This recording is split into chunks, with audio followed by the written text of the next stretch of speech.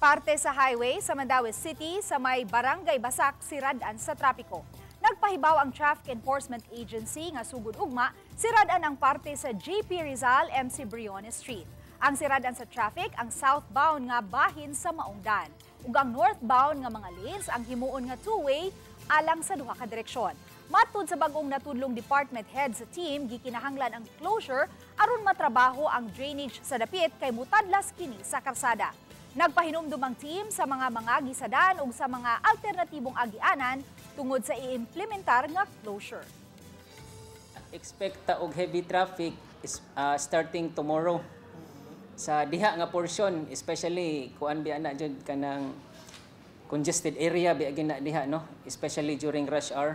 But again, mangayo tag dispensa kay kinahanglan ni natong i-implement para ni siya sa kanang pagsulbad, no, sa ato ang mga baha-baha.